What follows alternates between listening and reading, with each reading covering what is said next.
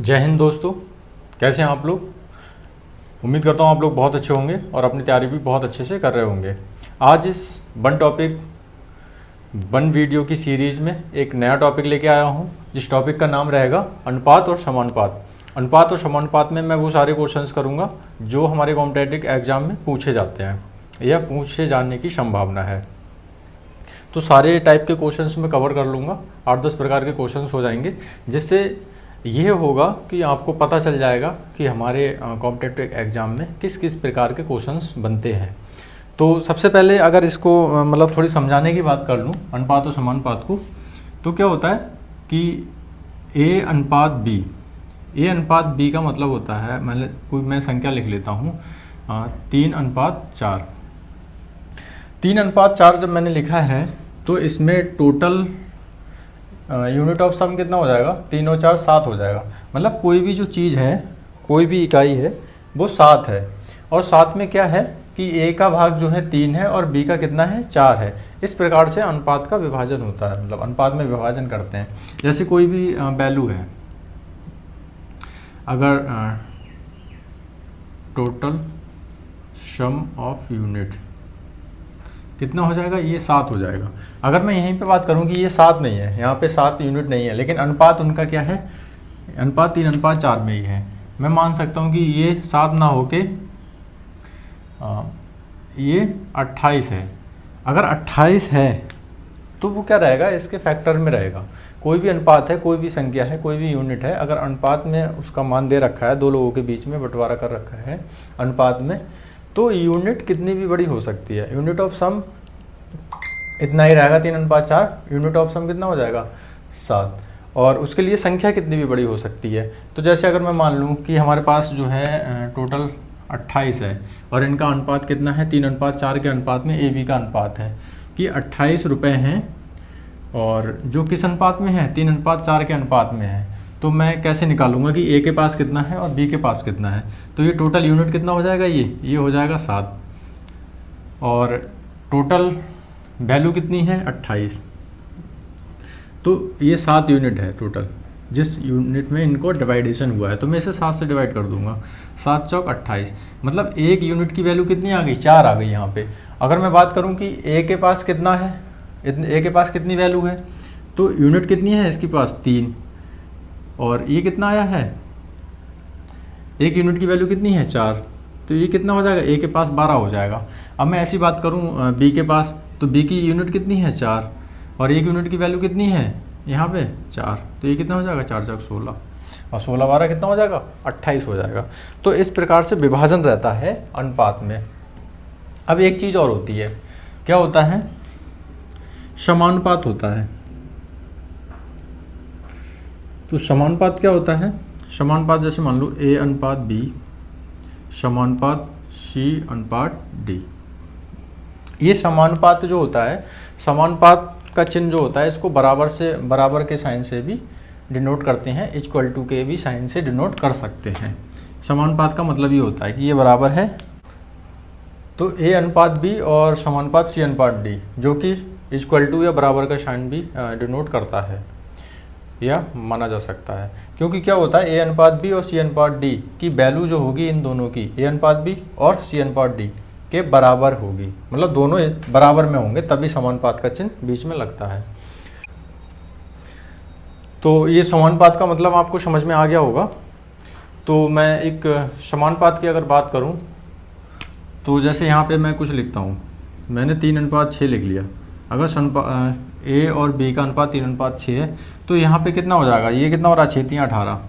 तो मैं मान सकता हूँ कि ये इस अनुपात में भी हो सकता है, सही है, या फिर ये इस अनुपात में भी हो सकता है, लेकिन होगा बराबरी, या फिर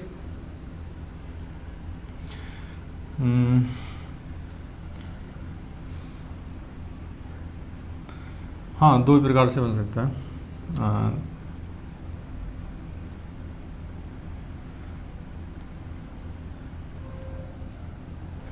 या फिर 6 9 9:2, 9 दूनी 18 में बन सकता है। तो ये होता है समानुपात का मान। तो समानुपात और अनुपात के बारे में एक बेसिक जानकारी मैं मानता हूँ आपको बहुत अच्छे से होगी। अब बेसिक जानकारी जब हो गई है तो आगे हम क्वेश्चंस की बात कर लेते हैं। तो पहला क्वेश्चंस आता है, इसमें ये थी बेसिक इन्फॉर्मेशन अनुपात और समानुपात के बारे में। अब हम बात करेंगे कि हमारे क्वेश्चंस किस प्रकार के बनते हैं। तो क्वेश्चंस की अगर बात करें तो इसमें पूछ लिया जाता है, जैसे एक चीज़ बताना भूल गया था मैं कि ए बी समानुपात सी और डी। तो ये ए वाला जो होता है ये प्रथमानुपाती होता है, बी जो होता है वो द्वितीय अनुपाती होता है, ये तृतीय अनुपाती होता है, ये चतुर्थ अनुपाती होता है। ये होते हैं अनुपाती बंध, इनको ऐसे बोला जाता है। तो बात करेंगे एक पहले क्वेश्चंस की। तो पहला क्वेश्चन हो जाएगा आपका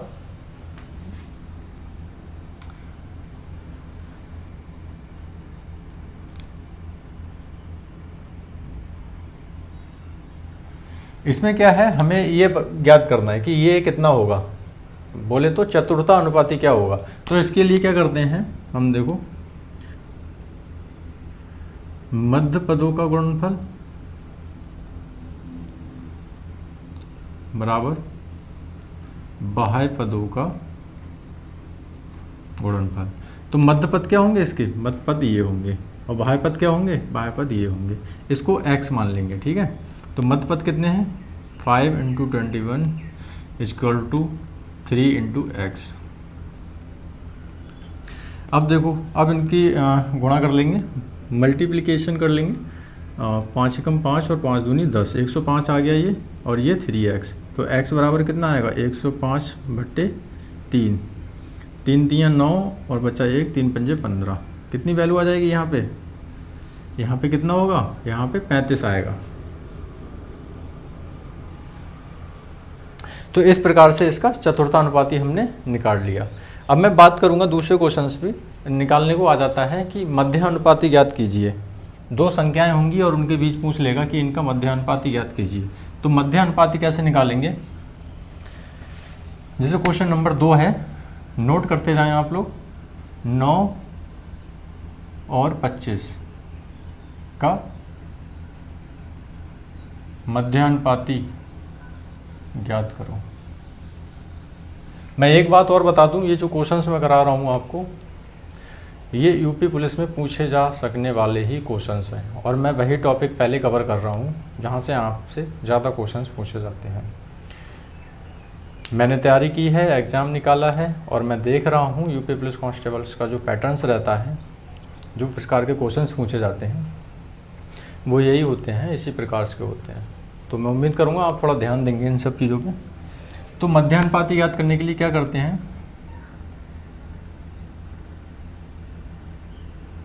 क्या करेंगे, रूट लगा देंगे और अंदर दोनों को नोट कर लेंगे। अब क्या करना है हमें, यह रूट हटाने के लिए हम क्या करेंगे,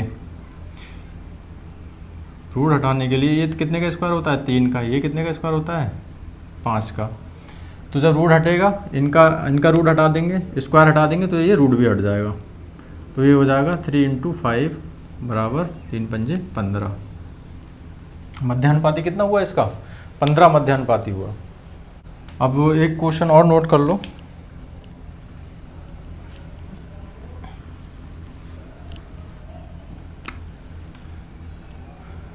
बारह और 30 का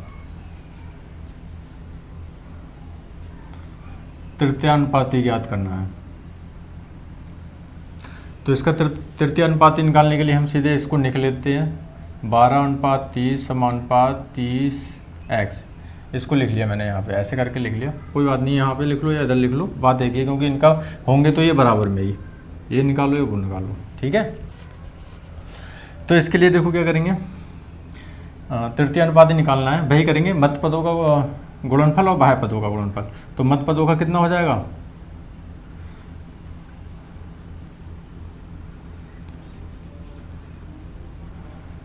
12 × x, ये 3 × 3 = 9, ये 900 हो गया, यहाँ बराबर का साइन आएगा, और ये 12x हो जाएगा। तो x बराबर हो जाएगा 900/12, इसको हम काट लेंगे। तो इसको छः दूनी सॉरी 3 से काटो, 3 चौक 12 और 3 तियाँ 9, ये 300 बचा, 4 से काट लो, अब 4 सत्ते 28 बचे 2, 4 पंजे 20, तो x बराबर कितना आया 75। ये तृतीय अनुपाती निकल गया। मत पदों का गुणनफल और बाह्य पदों के गुणनफल से इस प्रकार के क्वेश्चंस को हम कर लेंगे। ठीक है, अब देखो ये क्वेश्चंस तो हो गया। अब इस प्रकार के किस प्रकार के क्वेश्चंस बनेंगे, उम्मीद करता हूँ समझ में आ रहे होंगे। अब आ जाते हैं मान ज्ञात करने से संबंधित। देखो वो कैसे होते हैं, जैसे x और y का अनुपात जो है वो 4:5 है। ठीक है, और तो क्या करना है, हमें बताना है कि 5x माइनस 3y, ठीक है, अनुपात 6x प्लस 3y, ये है मान लो कोई क्वेश्चंस। अब पूछ लेगा कि इसका मान ज्ञात करो, इसका मान ज्ञात करो।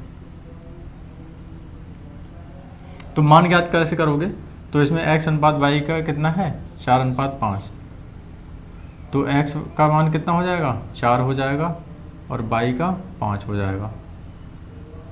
इन मानों को यहाँ पर रख देंगे हम, x का कितना है 4, y का कितना है 5, अनुपात x का कितना है 4 प्लस y का कितना है 5। इनको सॉल्व कर लेंगे, 5 चौक 20 और 3 पंजे 15, 20 में से 15 निकालेंगे, यहाँ पे 5 बचेगा, और 6 चौक 24 और 3 पंजे 15, 24 में से 15 निकाल देंगे तो कितना बचेगा, और 5 4 9, ये इनका मान आएगा। ठीक है, 6 चौक 24, सॉरी ये प्लस का साइन है तो यहाँ पे ये 9 नहीं आएगा, 6 चौक 24 और प्लस 3 पंजे 15, ठीक है, 15 5 29 10 39, तो कितना आएगा 5:39 आएगा यहाँ पे। ठीक है, ठीक है। अब दूसरे प्रकार के क्वेश्चंस देखते हैं।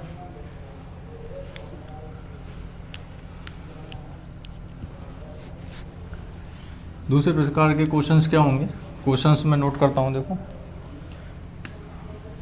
कि 17:19 के प्रत्येक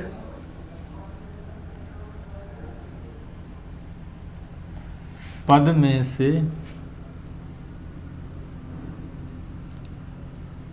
क्या घटाया जाए कि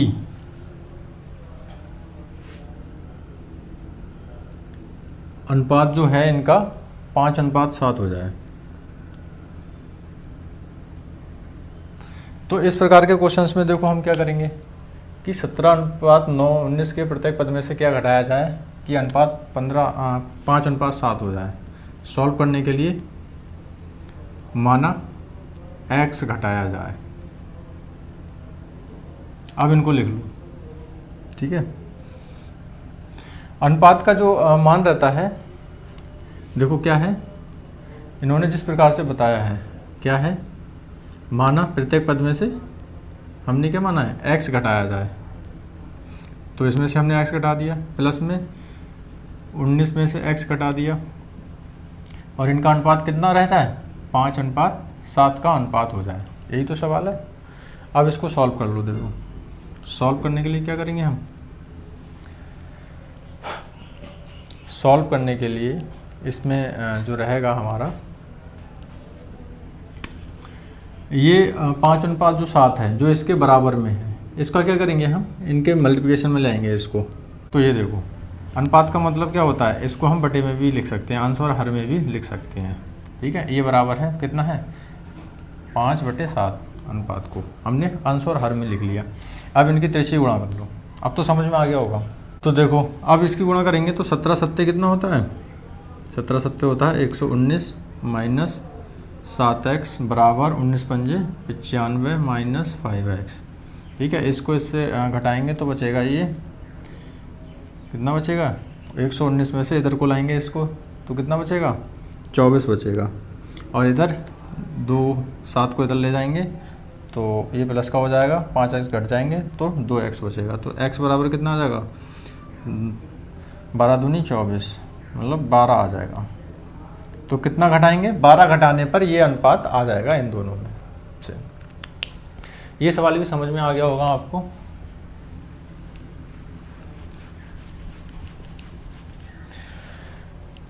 अब नेक्स्ट जो सवाल की बात करेंगे हम, एक आ जाता है जैसे x y का अनुपात इतना है और y z का अनुपात इतना है, तो x y z का अनुपात ज्ञात करें। तो देखो x y का अनुपात,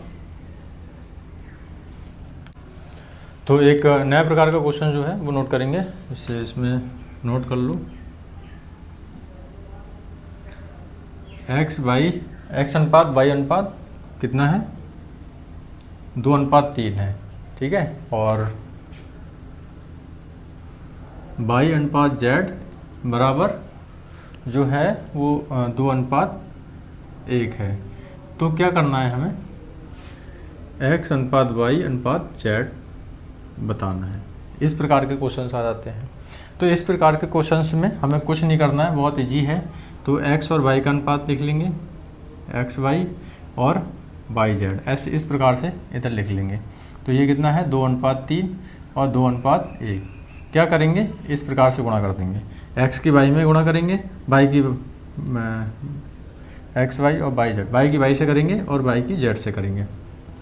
तो देखो पहले मैं इधर इसकी इससे गुणा करूँगा, क्या हो जाएगा, ये 2 दूनी, ये हो जाएगा 2 दूनी 4।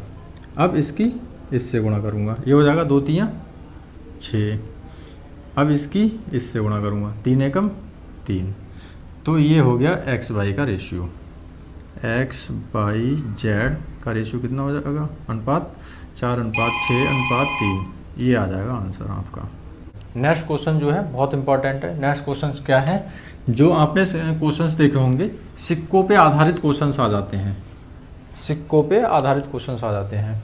तो मैं क्वेश्चन लिख लेता हूँ। तो एक मान लो एक थैली में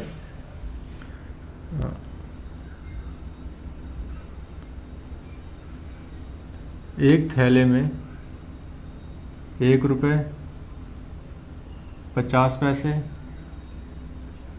25 पैसे के सिक्के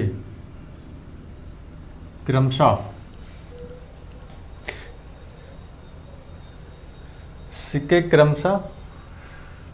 या ये मत लिखो, सिक्कों का अनुपात क्रमशः 1:4:4 है, ठीक है, 1:4:4 है। यदि उनका कुल मूल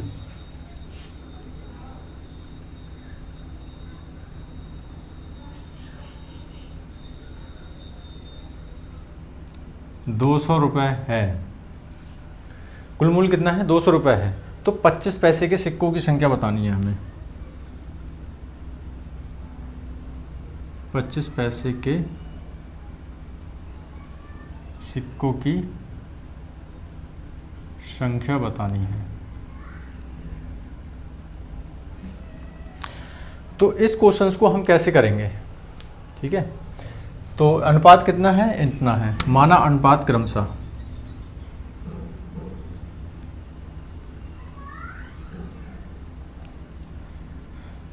इसको मान लो 1x 4x और 4x है, ठीक है, इतना हो जाएगा ये।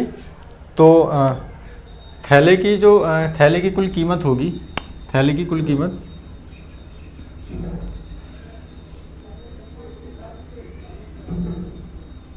वो क्या होगी, ₹1 के कितने सिक्के हैं, किस अनुपात में है, 1 है, 1 अनुपात में है। तो हम इसको मान लेते हैं ₹1 मतलब x ही है, इसको किसी से डिवाइड नहीं करना है, ठीक है। दूसरा 50 पैसे के कितने सिक्के हैं, 4 सिक्के हैं, 50 पैसे के इन्होंने 4 सिक्के ले रखे हैं, और अनुपात में कितना है हमारा, ये अनुपात में भी 4 है, ठीक है। तो 50 पैसे के सिक्कों का अनुपात क्या है, 4 है, तो यहाँ पे 4x। अब मैं ये 50 पैसे के कितने 4 सिक्के हैं, अब इनको मैं क्या करूँगा, रुपए में बदलने के लिए क्या करूँगा, 2 से भाग कर दूंगा। जैसे मान लो 2 सिक्के हैं 50 पैसे के, तो वो कितना है, 1 रुपया है ना, तो उसे 2 से डिवाइड कर दो, 1 रुपया हो जाएगा। अब जब 4 सिक्के हैं तब भी मुझे 2 से ही डिवाइड करना है, क्योंकि 50 पैसे हैं रुपया में बदल लिया, मैं रुपये में काउंट कर रहा हूँ यहाँ पे। तो इस प्रकार से अगर कोई भी क्वेश्चन आते हैं तो या तो आप उन्हें रुपये में कन्वर्ट कर लो या पैसों में कन्वर्ट कर लो, तो उससे आसानी होती है।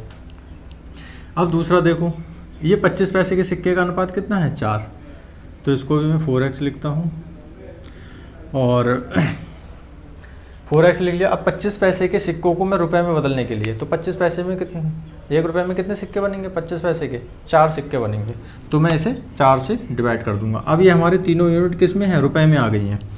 और टोटल जो रुपए हैं हमारे वो कितने हैं, देखो इसे सॉल्व कर लो अपना। 2 और 4 का लासा लेंगे तो कितना आएगा, यहाँ पे 4 आएगा। यहाँ पे इसका 1 ही है, 1 से डिवाइड करेंगे क्योंकि ये तो रुपया में काउंट हो रहा था, तो 1 से 4 तक जाएंगे तो ये कितना हो जाएगा, 4x हो जाएगा। प्लस इसका 2 दूनी 4, तो ये कितना, इसकी 2 से गुणा करेंगे तो ये हो जाएगा 4 दूनी 8x, प्लस ये 4x, ये हो जाएगा 8 8 16, 16x बट्टे 4। अब इसको काट लो, इससे 4 एकम 4, 4 चौक 16, तो ये कितना आ गया, ये आ गया 4x। मतलब थैले की कीमत कितनी हो गई, 4x हो गई। अब हमें क्या निकालना है इसमें, हमारे पूरे थैले की कीमत जो थी वो कितनी थी, वो थी 200। 4x बराबर कितना होगा, 200। अब 200 को 4 से डिवाइड कर लो, 4 पंजे 20, x की वैल्यू कितनी आ गई, 50 आ गई। हमें क्या बताना है इसमें, 25 पैसे के सिक्कों की संख्या बतानी है। 25 पैसे के सिक्कों की संख्या बतानी है। 25 पैसे सिक्कों के अनुपात क्या है, 4, तो कितना है ये 4। 25 पैसे के सिक्कों की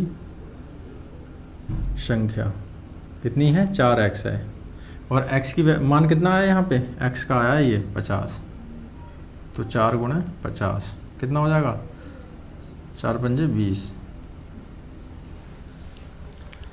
200 सिक्के आ जाएंगे। 25 पैसे के कितने सिक्के हैं उसमें, 200 सिक्के हैं।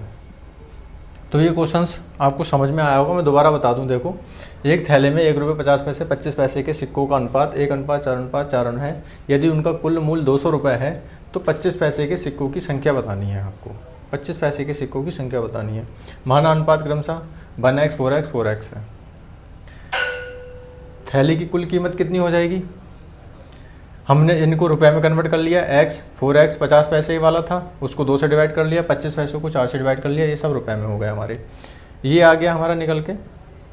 और इनकी सबकी वैल्यू कितनी थी, इनकी सबकी वैल्यू थी 200 रुपये, 200 रुपये, जो कि मैंने यहाँ पे लिख लिया था। तो ये 200 हो गए। 25 पैसे के सिक्कों की संख्या 4x इक्वल टू, जो कि ये है, कितने हैं 4x हैं, और x की वैल्यू कितनी है यहाँ पे, ये 50 आई है, 50 से गुणा कर दी, तो 25 पैसे के सिक्कों की संख्या कितनी हो गई, 200 हो गई।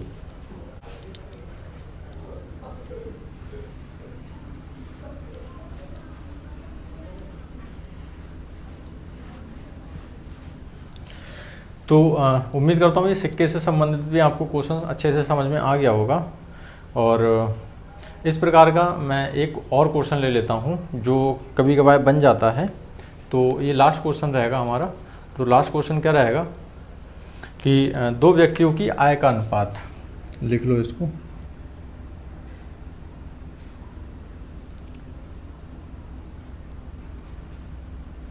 व्यक्तियों की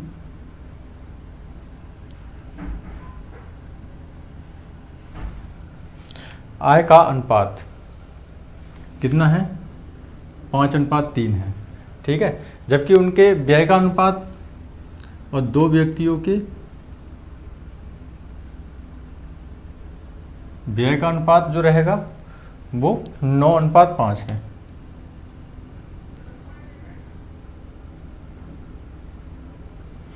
नौ अनुपात 5 है। यदि भी क्रमशः 1300 और 900 बचाते हों, यदि वे क्रमशः 1300 व 900 बचाते हो तो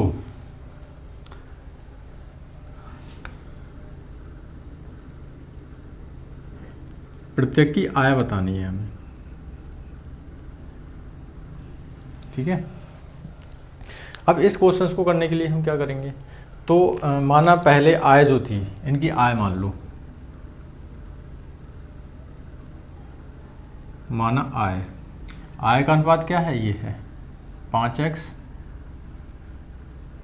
और 3x। इनकी आय क्या है, हमने मान लिया कि पहले की आय, ये ए की आय हो गई, ये बी की आय हो गई, इसको ऐसे मान लेते हैं। ठीक है, अब इनकी आय ये हो गई, अब इनका व्यय देख लो, व्यय क्या रहेगा,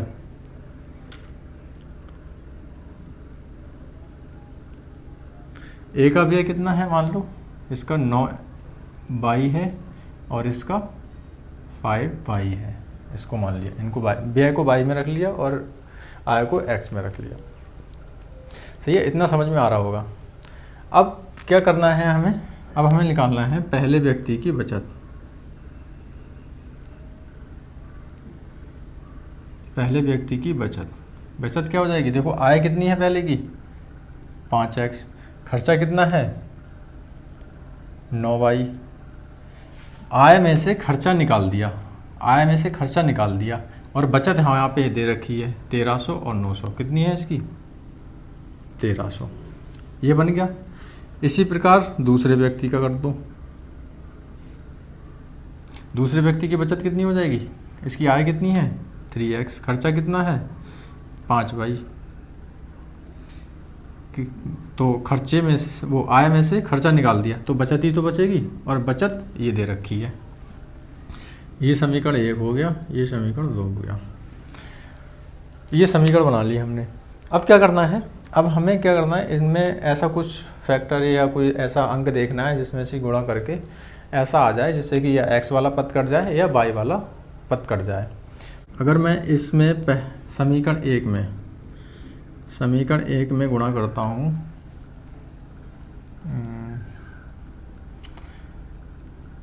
3 से, व समीकरण 2 में गुणा करता हूँ मैं 5 से।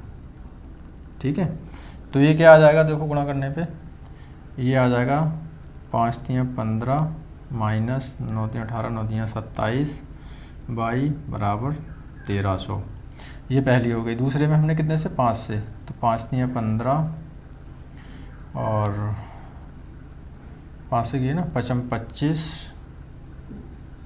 हाँ इधर भी गुणा होगी, पूरी होगी वो तो ये कितने से 3 से करी थी, 13 दिन 26 13 तियाँ 39, तो ये 39 हो जाएगा। और ये 25 यहाँ पे कितने से करी 5 से, और ये 5 ने 45।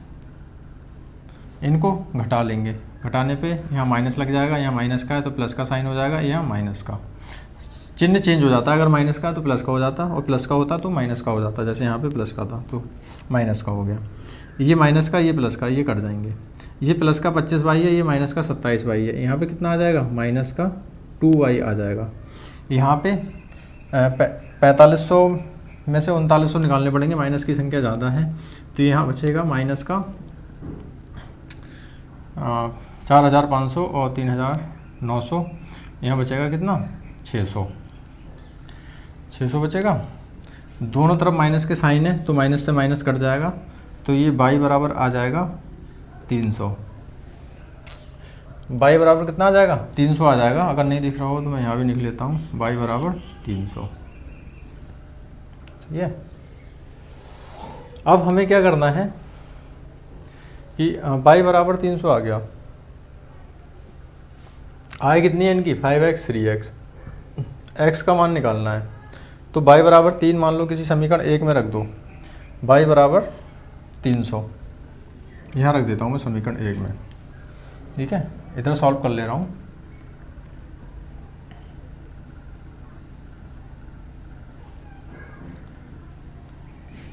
देखो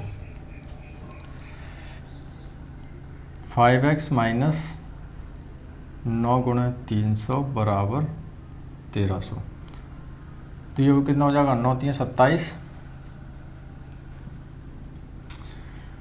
ये हो जाएगा 5x बराबर 1300 प्लस और 9 27, ये 2700 और उधर ले जाएंगे तो प्लस का हो जाएगा, और x बराबर 2700 और 3000 और ये 4000, 4000 बट्टे 5, ये हो जाएगा 5 अट्ठे 40 बराबर 800।